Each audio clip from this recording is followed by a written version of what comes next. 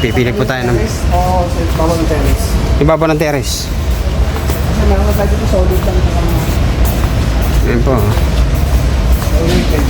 Solid. Tapos 2.5. Stock. May size din pala yan. Ako. Pwede sa kapal. Ito, bubuluan ito. Alam mo bagay sa terrace? Babo. Nakakapal lang namin. Hindi ko lang yung pangwan lang. Ang canopy lang.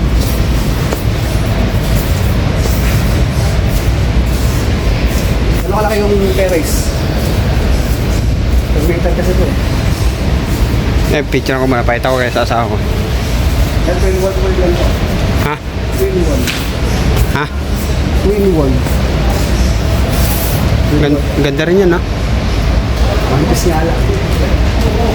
Alin pa yung bagay pang terrace? Masabi. Pero kung ano, siyempre, dito dito yung makapal. Magkano per kwan yun? 3,000 po, per liter.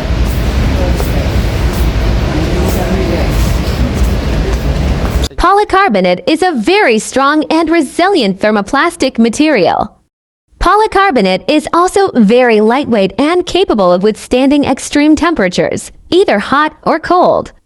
Due to these qualities, it makes for an effective roofing material for many applications.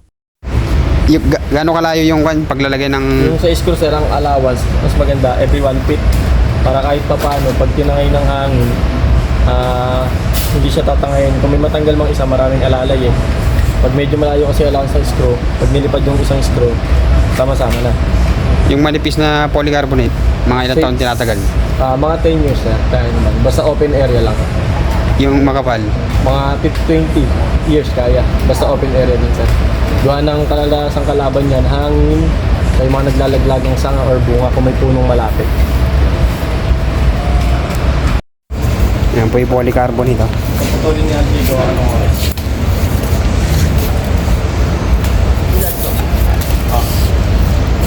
Balon. PTEC 1.5 Pro.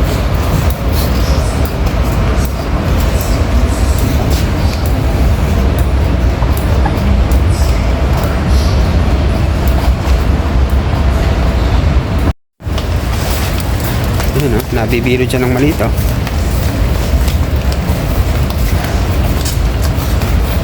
Yan po, binili po natin 14 feet.